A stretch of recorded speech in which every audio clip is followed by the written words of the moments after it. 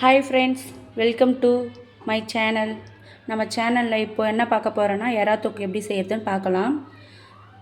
2 வெங்காயம் கட் பண்ணி வச்சுருக்கேன் பெரிய சைஸில், 2 தக்காளி, பச்சை மிளகா கீரி வச்சுருக்கேன், இஞ்சி பூண்டு பேஸ்ட்டு, எறாவை நல்லா 5 முறை வாஷ் பண்ணி கழுவி வச்சுருக்கேன், தேவைக்கேற்ற சால்ட்டு, சோம்பு, மிளகாய்த்தூள் 1.5 டீஸ்பூன், 1/4 டீஸ்பூன் தனி மிளகாய்த்தூள், மஞ்சள் தூள்.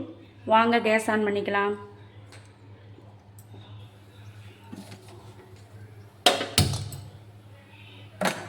கேஸ் ஆன் பண்ணி வச்சு கடாய் காயிட்டோம், ஆயில் அப்ளை பண்ணிக்கலாம். கடாய் காஞ்சிச்சு, எண்ணெய் ஊற்றிக்கலாம்.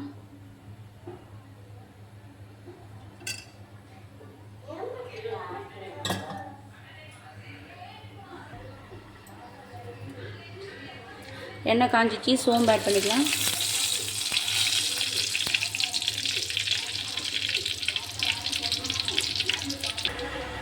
சோம்பு நல்லா பொரிஞ்சிச்சு, பச்சை மிளகாய் போட்டுக்கலாம்.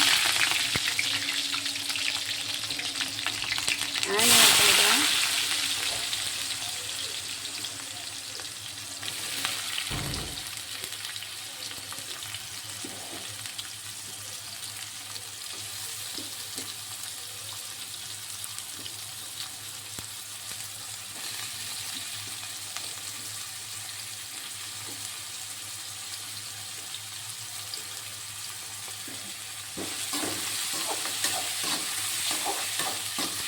நல்லா வதங்கட்டும்.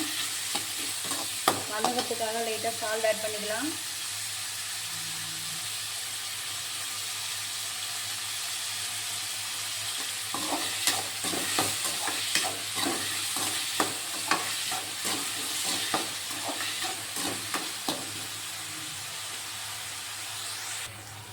இப்போ பார்த்தீங்கன்னா வெங்காயம் நல்லா வதங்கி வந்துச்சு. இப்போ நம்ம தக்காளி ஆட் பண்ணிக்கலாம்.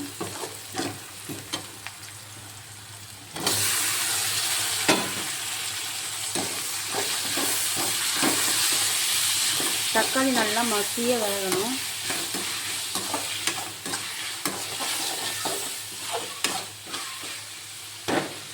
வதங்கட்டும் ஃபஸ்ட்டு. இந்த அளவுக்கு வதங்கினா போதும். இப்போ இஞ்சி பூண்டு பேஸ்ட் ஆட் பண்ணிக்கலாம். 1 டீஸ்பூன் அளவு இஞ்சி பூண்டு பேஸ்ட் ஆட் பண்ணிக்கிறேன்.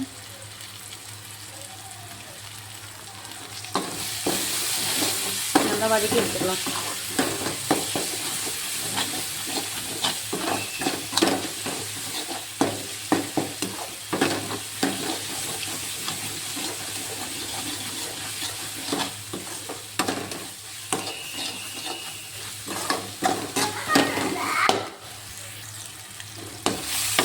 இப்போ இஞ்சி பூண்டு பேஸ்ட் நல்லா வதங்கிச்சு. இப்போ நம்ம எறா ஆட் பண்ணிக்கலாம்.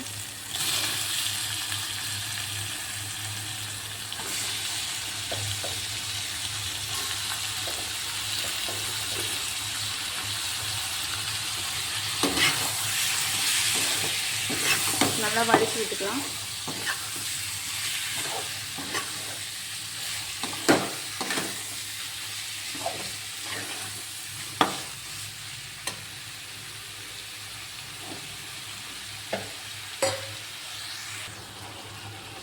நல்லா வதங்கட்டும். தண்ணி எதுவும் ஆட் பண்ண தேவையில்ல. இதில் இருக்கிற தண்ணியை நல்லா வெந்து வரும்.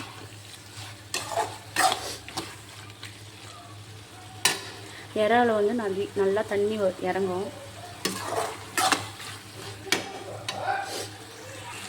இப்போ பார்த்தீங்கன்னா நல்லா தெரியும், அதுலேயே தண்ணி நல்லா இறங்கிருச்சு. இந்த ஸ்டேஜில் நம்ம மிளகாய்த்தூள், மஞ்சள் தூள், தனி மிளகாய்த்தூள் ஆட் பண்ணிக்கலாம்.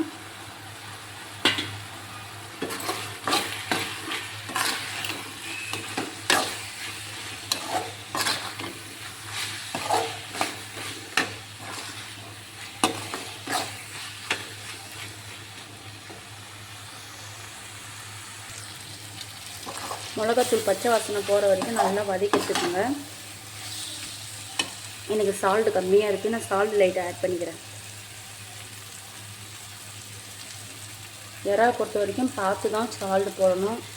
நம்ம லைட்டாக அதிகமாக போட்டால் கூட எறாவில் வந்து சால்ட் அதிகமாகிடுச்சுன்னா சாப்பிட்றதுக்கு நல்லா இருக்காது, டேஸ்ட்டு மாறிடும். இந்த மாதிரி சுருங்கி வரணும்.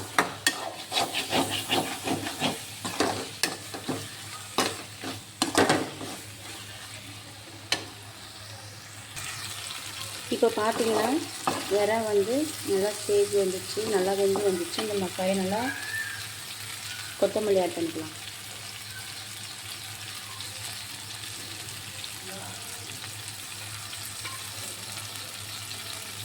பிடிச்சிருந்தா லைக் பண்ணுங்கள், ஷேர் பண்ணுங்கள், கமெண்ட் பண்ணுங்கள், சப்ஸ்கிரைப் பண்ணுங்கள் மறக்காமல் ஃப்ரெண்ட்ஸ். Bye friends.